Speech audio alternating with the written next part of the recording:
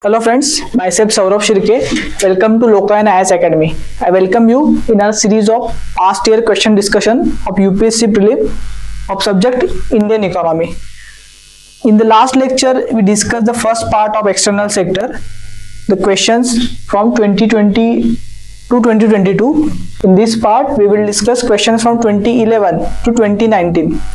If you haven't watched first part, then I request you to please first watch the first part and then come here. Okay, so let's start our question series. So here is the first question. Consider the following statements. Most of the India's external debt is owed by government entities.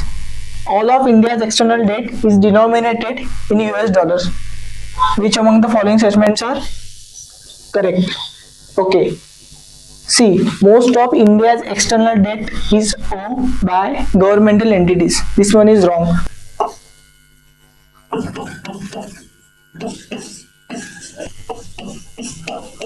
Because majority of external debt is owed by non-governmental entities. We will see that in next slide. First solve this. All of India's external debt is denominated in US dollars. See, even if you do not have particular information regarding second statement, you can eliminate it with logic. See the keyword, all of India's external debt. All.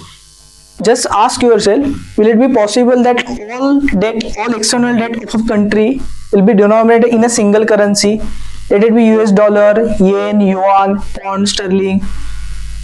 Is not possible. That's why we mark this statement wrong. Because see, majority of India's external debt is denominated in US dollar. That's correct. But all of the external debt, no. Because there is some debt in euro, pound sterling, other currencies. Let's see that. So correct option is option D. Neither one nor two. Both statements are incorrect. See, this is a screenshot from RBI website. See this part. Components of external debt. This is government debt, this is non-government debt. See the non-government debt in June $489.4 billion and see the government debt $127.7 billion. You need not to mug up the figures but have basic idea regarding the external debt. See, government debt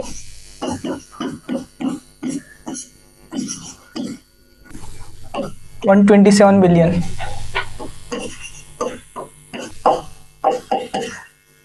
Non-government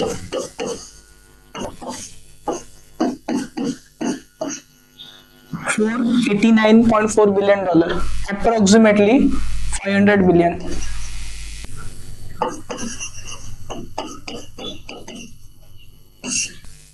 Okay. This is the composition. That's why first statement is wrong. And for second statement, let's see the screenshot I have taken from PIB. See, the External Debt Management Unit in Department of Economic Affairs has released this following.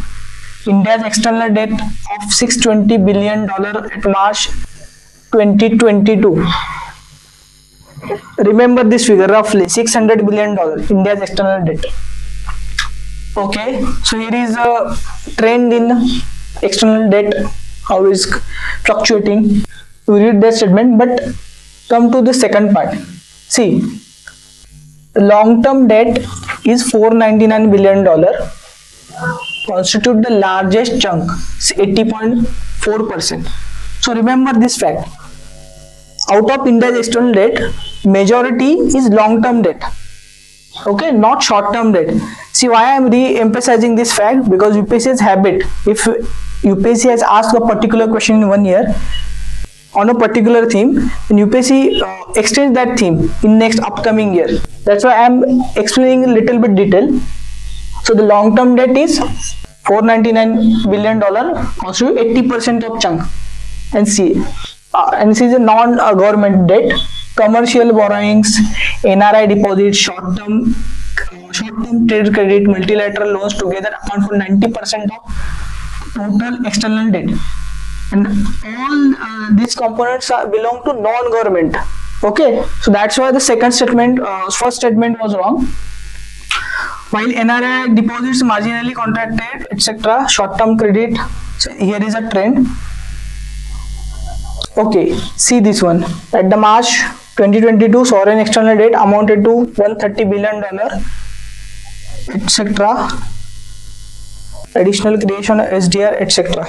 Okay, non-sovereign debt, etc.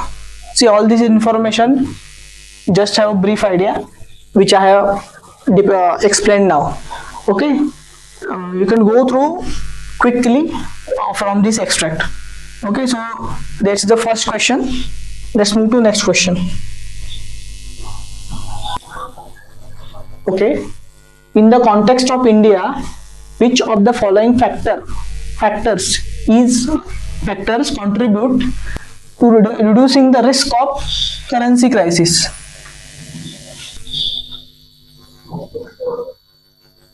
Okay, first option, the foreign currency earnings of India's IT sector. Second, increasing government expenditure.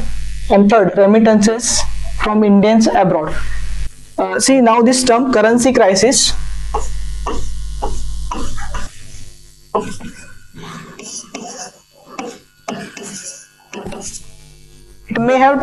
it can have two aspects. First one is sudden depreciation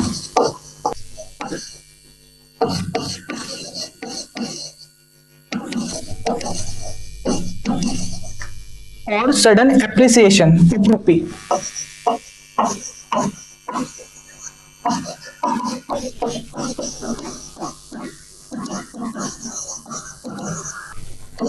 Okay, but after reading this question, we can conclude that the question setter is asking this question from the perspective of depreciation. You can judge it from the options given here. Okay, so in the last lecture we have discussed how depreciation of rupee is caused by various factors, what are its implications, and what measures can be taken by us to stop that. So quickly we will revise that part like we discussed in last lecture for benefits of the viewers, so you can understand the concept much more detail. Rupee depreciation.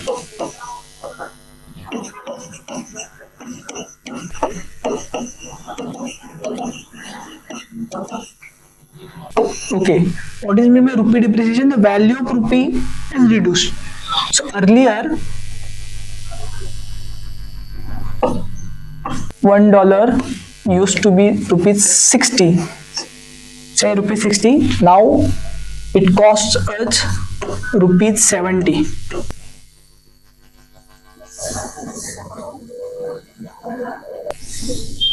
Okay, so the value of rupee has reduced. What are the causes of rupee depreciation? Shortage of dollar.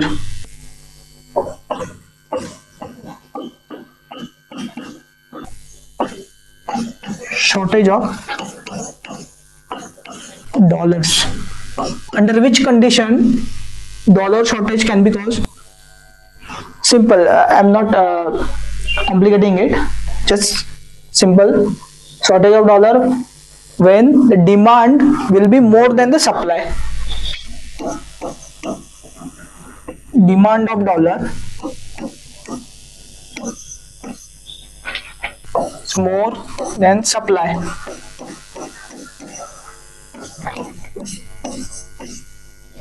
Supply of dollar. Under which condition can be happen? See, our exports reduced.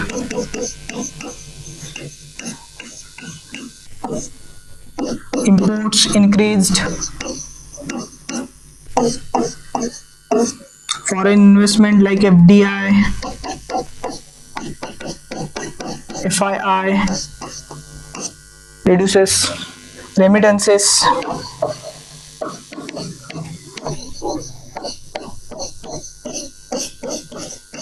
reduction.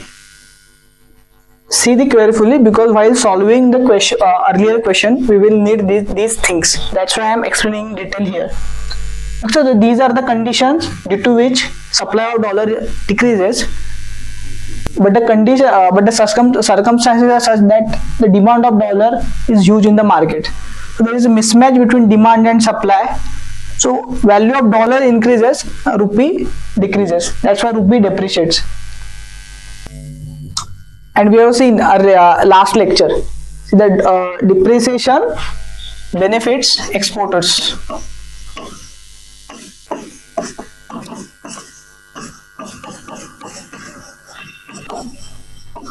Okay.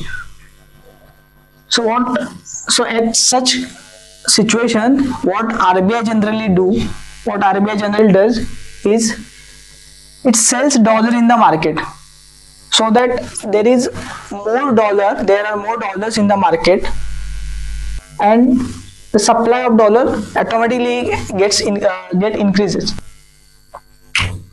That's the concept.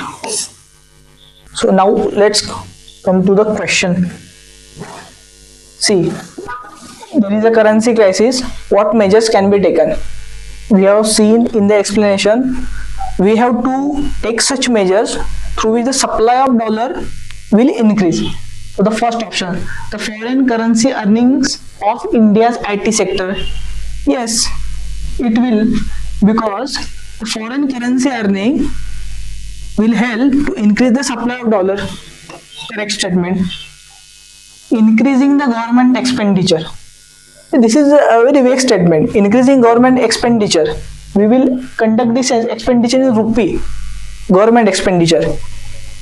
Specifically is not mentioned, though we cannot consider this statement as correct. It will not have any effect as such. Third, remittances from Indians abroad.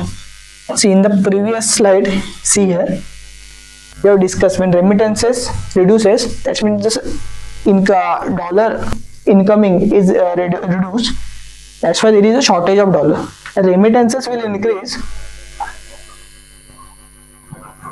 When remittances will increase, supply of dollar will improve. So third one is correct. So the answer is 1 and 3 only. So understood how the questions of past year are connected and how the theme is repeated. That's the key takeaway from this question. Now let's move to next question.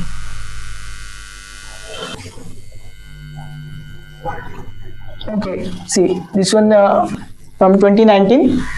Purchasing power parity exchange rates are calculated by comparing the prices of the same goods and services in different countries. Same goods. Correct.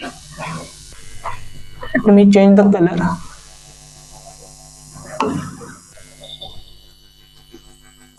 Okay. Okay, same goods and services. Correct statement from different countries. Second, in terms of PPP dollars, in terms of purchasing power parity, India is the 6th largest economy in the world. This one is wrong. Because in terms of PPP, India is 3rd largest. First one is China. Second, USA. Third one, India. Okay. Now, let's briefly discuss the concept of purchasing power parity. See, I am not giving definition, but I will explain you through example. See, there is particular basket of goods. This basket, we are taking few things like 1 liter milk,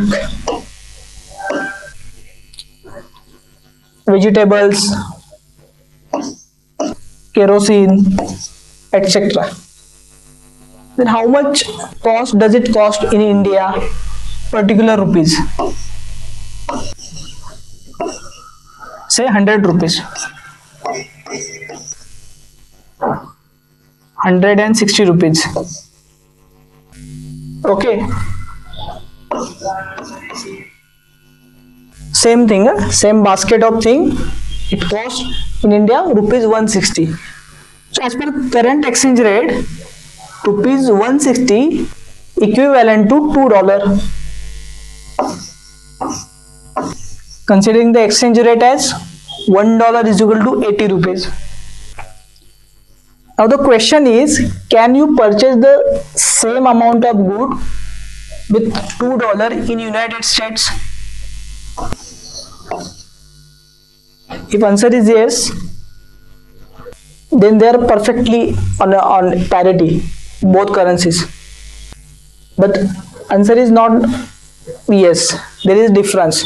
That's why in PPP terms, India is third largest economy. I will explain it to you in much detail in next slide. See here. This one is a slightly blur. Okay. See here. This is screenshot from OECD website.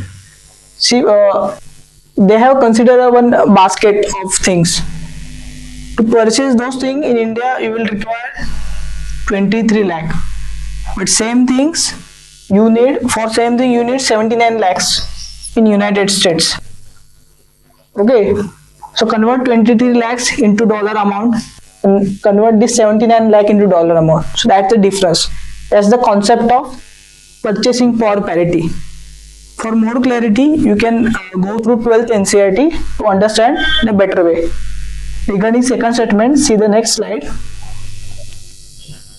See, in purchasing power parity, as I said, China is number 1, United States second, third is India, $9 trillion approximately.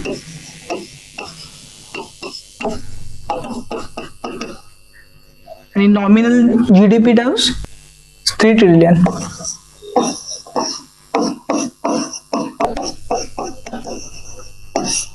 When the question was asked during exam in 2019, that time India was 6th largest, but now it is 5th largest. Okay, so how many countries are ahead of us? USA, China, Japan, Germany. Okay, we have overtaken UK. Now India is 5th largest. And don't mug up this figure, but this is from 2019. This chart is from 2019 World Bank report. Just briefly see the major economies. Okay, just have a brief idea, like United States $21 trillion, China 14 trillion. It has increased now, but have a brief idea. Like US is number 1, China is 2. UPSC don't require you, don't demand you to memorize things in much detail, but have a broad idea. So go through this. Okay, let's move to the next question.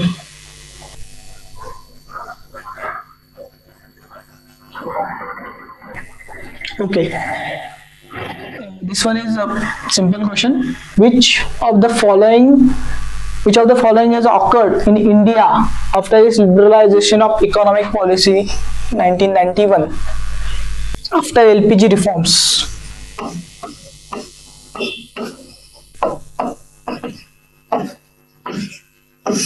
There is an entire chapter in the NCERT of 11th economy on LPG reforms. See the statement. Share of agriculture in GDP increased enormously. Okay, share of India's exports in world trade increased. Okay, FDI inflows increased. Okay, India's foreign exchange reserve increased enormously. Now carefully observe the keywords in this statement. Share of agriculture in GDP increased enormously. Has it increased enormously? No. First statement is wrong. Second, share of India's export in world trade increased, obviously, because economy got open. So India's trade with other nations also increased. Second statement correct. FDI inflows increased, yes, due to liberalizing policies. Now see the fourth statement. India's foreign exchange reserve increased enormously. Now generally we have tendency to mark such statements wrong, but that's not applicable here, because in India's foreign reserve are very low during 1991 economic crisis. Hardly we have some dollars for exchange worth fortnight to manage our things like fuel and etc. all other goods. But now India's foreign exchange is recently $560 billion.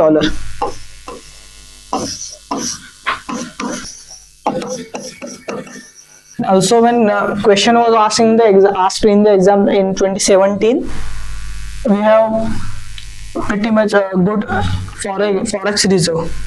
So first statement is correct that India's foreign exchange reserve increased enormously. So that was the root cause of the economic crisis, balance of payment crisis.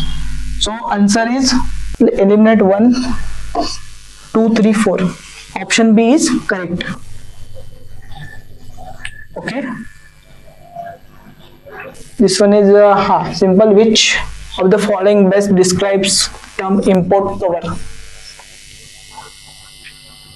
See, the answer of this question is it is the number of months of import that could be paid by countries' international reserves. This D is the answer. UPSC generally asks such key terms like in some of the year UPSC asked domestic content requirement.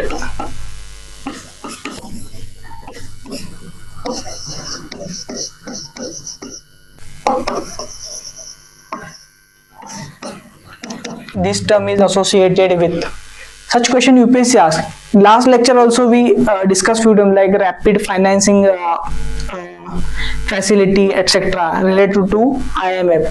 So again I am re-emphasizing this. IMF, WTO and World Bank must go through the important initiatives of these international institutions and such keywords appearing in the newspaper. Okay, let's move to the next question.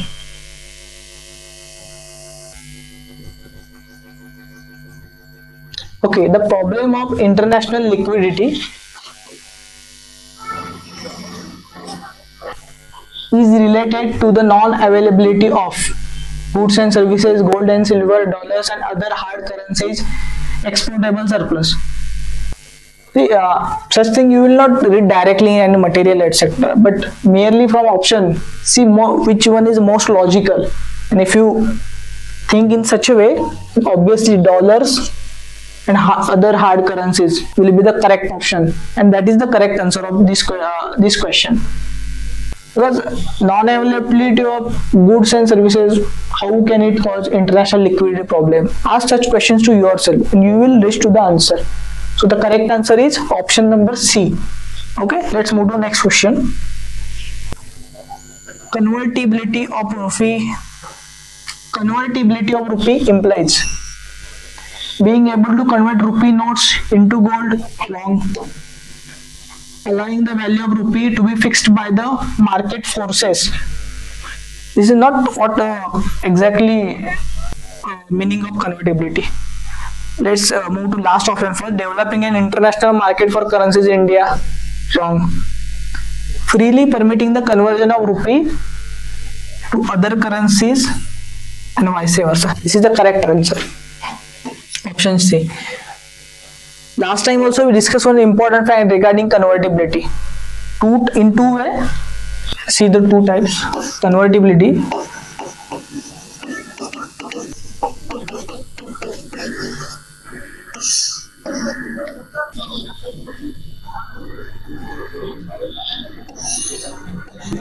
Current account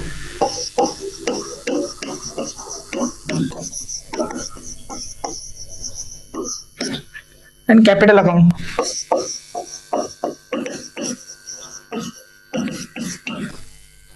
So important thing that you have to remember is we have 100% current account convertibility. And in capital, partial. Not 100%. Okay, this is the answer of this question. Next question.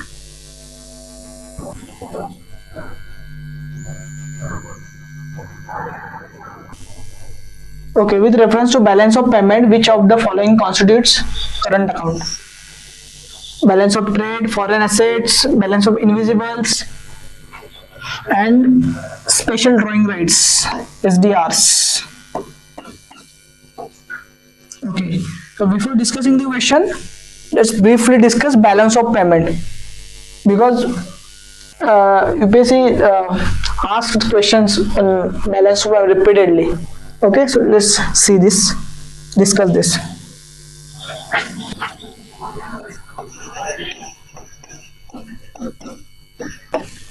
Balance of payment. Okay, BoP, short way. Two accounts, current accounts and capital account.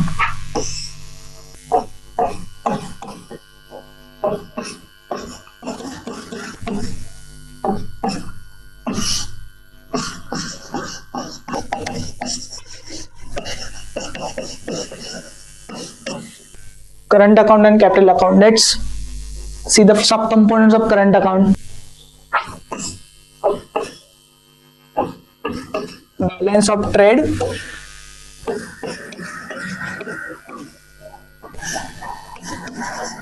balance of invisibles,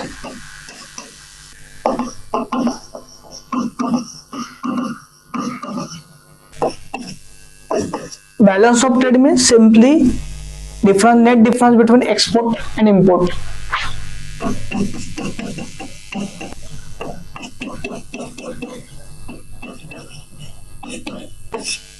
Export merchandise export and merchandise import. Invisibles includes services, various services, remittances,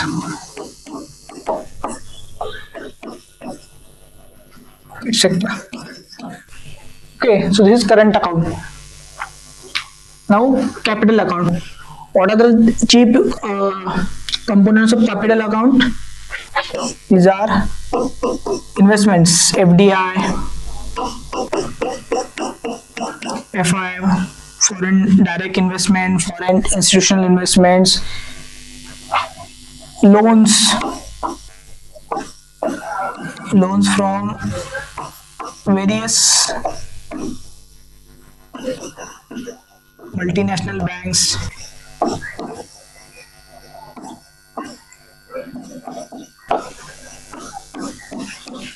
etc. This is the balance of payment statement. Okay, now consider, see this, what I am saying. Generally we have current account deficit, okay, over the period, except few years like during 2003, during Atalji's period, and recently in 2020-21 we have current account surplus. But general trend is our current account is always in deficit. Okay, remember this thing. And our capital account is always in surplus, because see, India is developing economy, emerging economy, where FDI, FI, we also receive loans from various multinational institutions, banks, etc. Let's see the term. Okay, balance of payment. Balance of payment. This will be positive when this capital account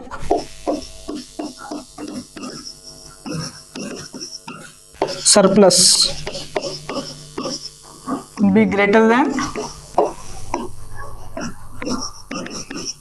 current account deficit. In this condition, we will have positive balance of payment. Okay, so I am giving this condition specifically from India's point of view. Okay, just for your better understanding. Now let's move to the question. Okay, which among the following are the components of current account? See, we have seen balance of trade. Yes. Balance of invisible. Yes. Foreign assets, will it be? They form chunk of capital account. Second statement wrong. Let's see limits. 2.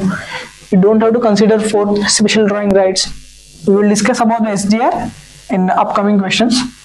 So the correct answer is 1 and 3. Okay. So understand this carefully, because UPSC frequently asks questions on balance of payment. I will also share with you one screenshot from RBI website. See this. This is from RBI website. Okay, see current account. Why I am showing this to you? Because it will enhance your pictorial memory. Things will be memorized by you in a better way. Current account,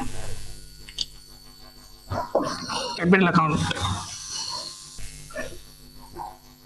Okay. So my purpose is to show you.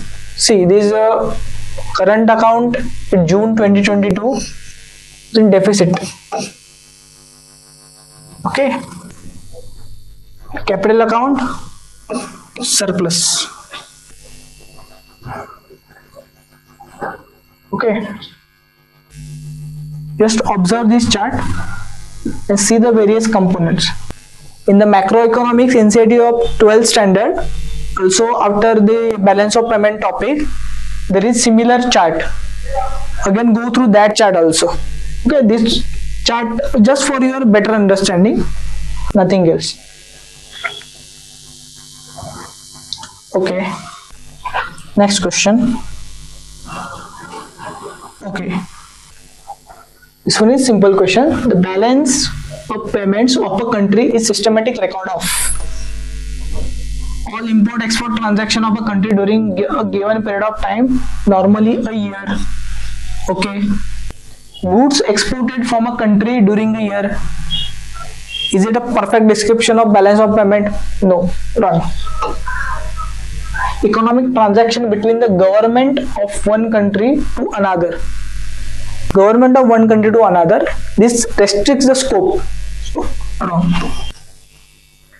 Capital movements from one country to another. See, balance of payment includes both current account, capital account. This option is specifically about capital movement. Wrong. And here is only one direction. See, capital movement from one country to another. This is not the exact best description of balance of payment. Correct answer is first. All import-export transaction of a country during a given period of time, normally a year. And other nuances about balance of payment are discussed earlier. Let's move to next question. Okay. See, I have told you that UPSC repeats the theme. Earlier year, it asked the component of current account. Now, UPSC is asking components of capital account. In upcoming years, UPSC may ask regarding trends in current account and capital account. So, we must be prepared with that.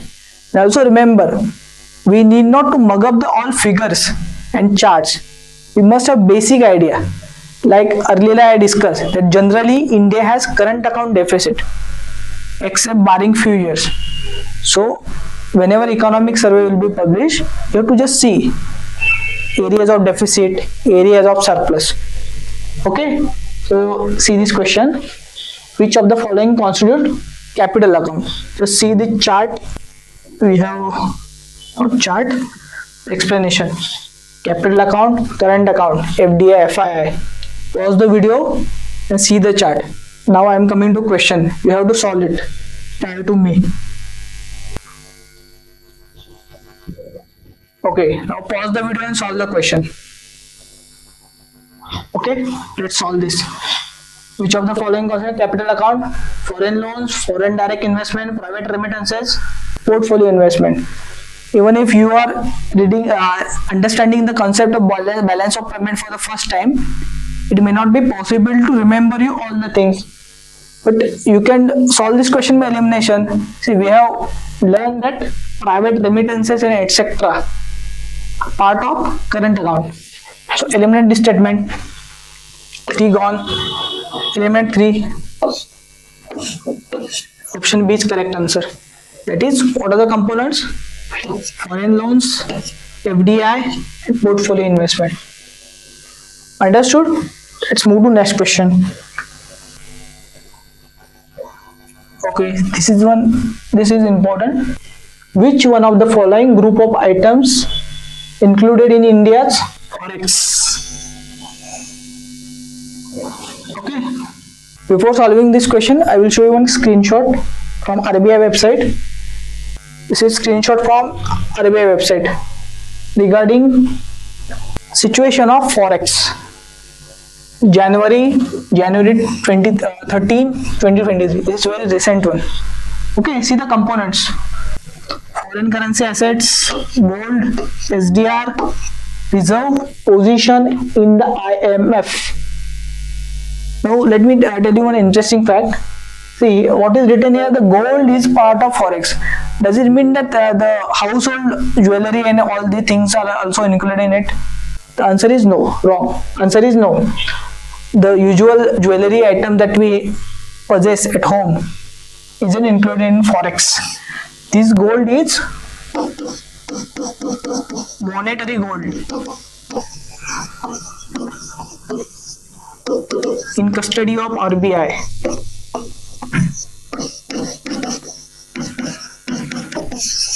This gold lies in central locker, RBI headquarters in Mumbai. Okay, so this gold we are considering SDR and reserve position in the IMF. We will discuss regarding reserve position, but first see the question. Which one the following group of items included in Forex? This is the Forex. Okay.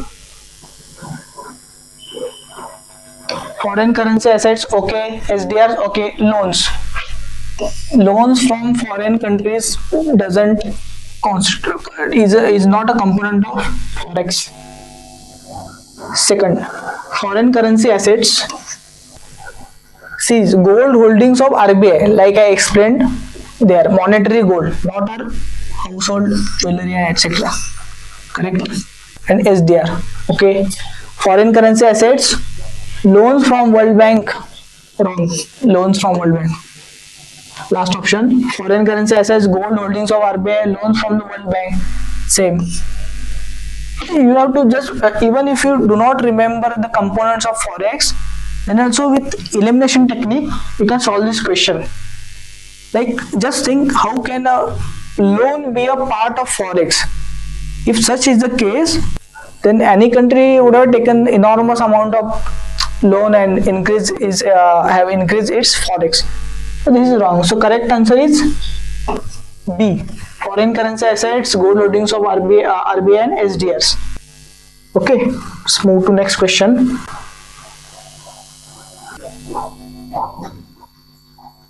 Okay, so prior that, just briefly discuss this.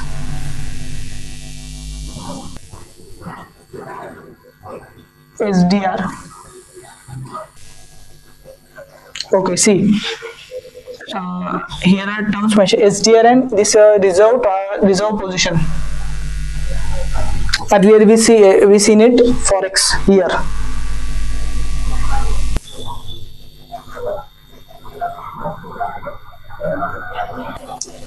Capital, financial. Okay, let's first discuss portfolio. Okay, so at IMF, every country is assigned a quota.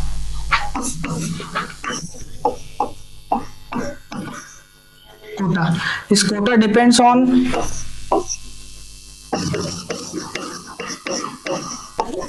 country's relative size of economy,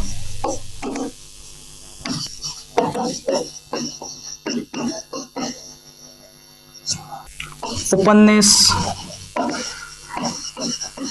and other components like export, import, etc.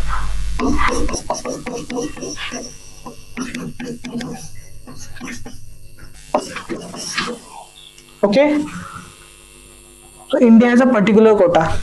So this quota amount has to be paid by country to the IMF. Okay, but how it can pay this amount? 25% in SDR, and 75% domestic currency.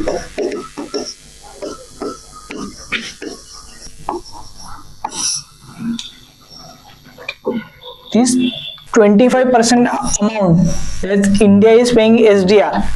SDR is a basket of 5 currencies.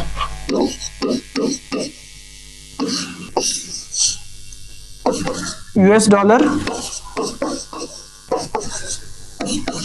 euro, pound sterling, yen, and yuan. Yuan or Chinese renminbi. This question was asking UPSC, one of the UPSC prelims exam. Recently, a particular currency is added in SDR basket. Which one is? It's yuan. So this 25% amount which India pays in SDR for the quota is India's reserve tranche. It also forms part of India's Forex. I have explained this concept because question can come on this concept, extension of this concept in upcoming prelims. Okay, let's move to next question.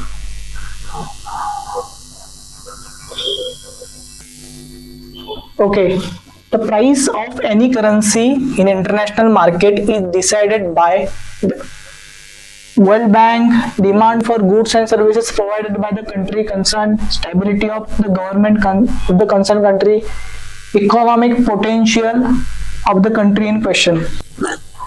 Which of the statements are correct? See here also, you can but there is a very less possibility that you will read in some material that these are the criteria for deciding the price of any currency and etc. You have to solve this question with logic. See, we prepare international institutions, important international institutions for our UPSC exam. So remember, anywhere you have read that World Bank decides the international price of international currency and etc. Eliminate that option. So one gone. Now 3, 4 and 2 and 3. So one thing is clear, that statement number 3 is correct. So we need not to think about third statement. It's obvious that see, stability of the government of the concerned country, yes, it has a crucial role.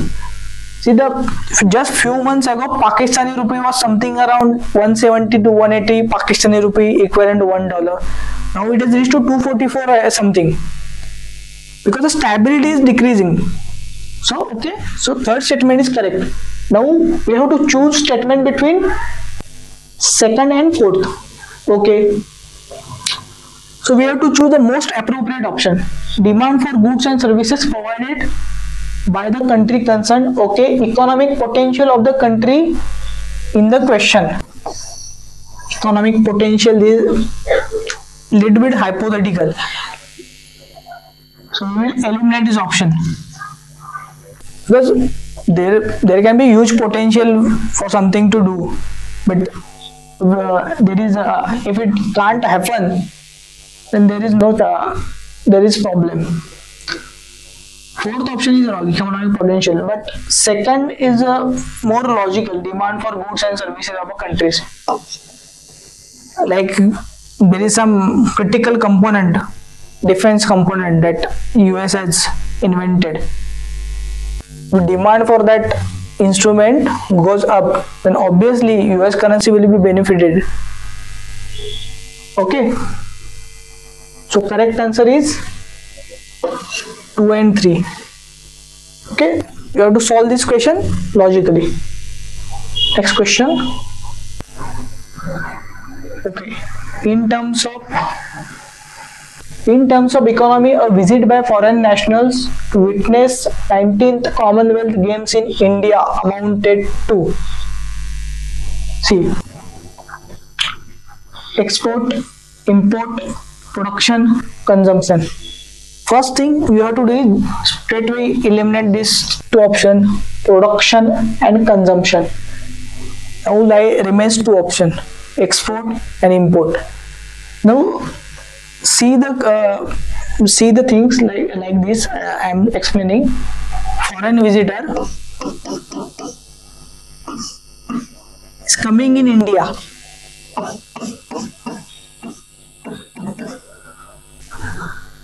Okay, to witness 19 Commonwealth Games. There is a particular event. Foreign visitor is coming in India and spending his or her money. So which activity is this? Obviously export, because India is not getting anything, means any service, but the India's product is not sold. Product sold means foreign visitor is coming, is spending some money here and there. So it's activity wise is the export thing. Okay, so it's export, not import. So by elimination of option, you can get the answer.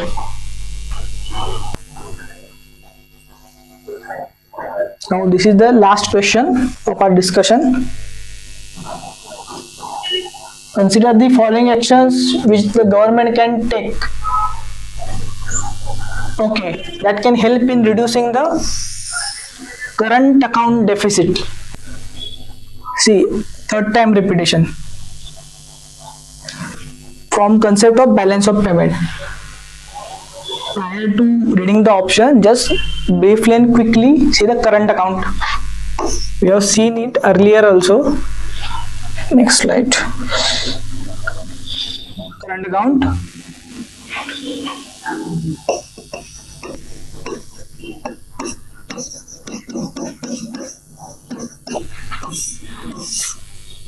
Balance of trade.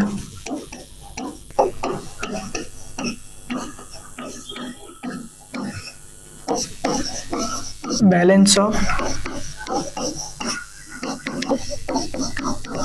invisibles. Okay, balance of trade, export and net difference between export and import.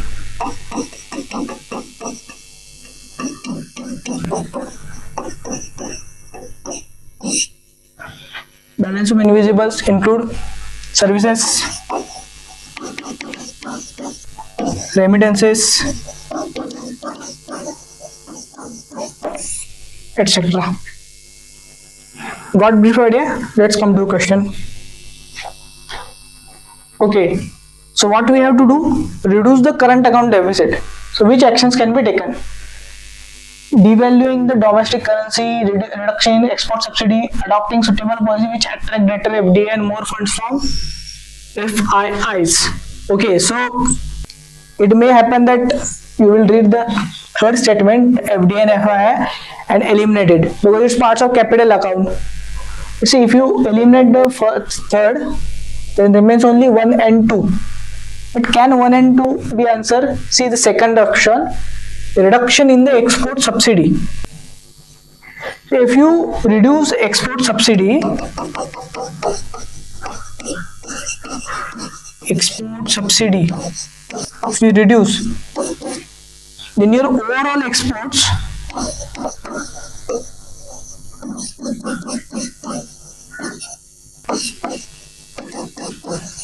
will be reduced.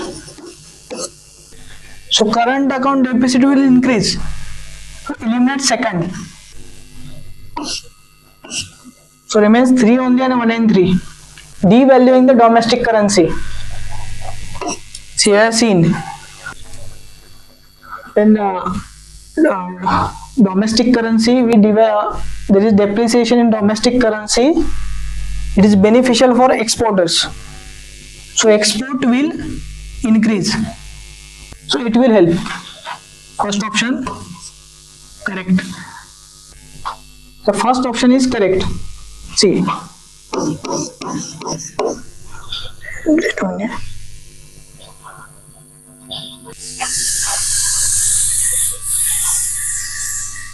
Okay. Devaluing currency.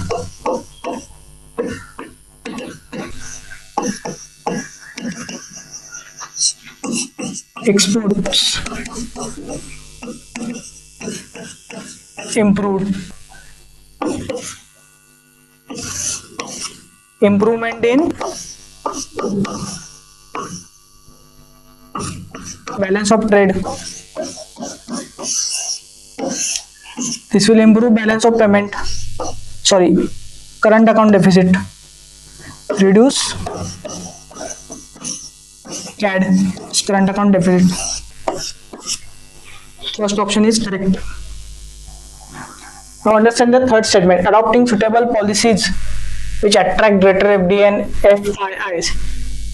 See, adopting suitable policies which attract greater FDI will enhance a domestic manufacturing setup.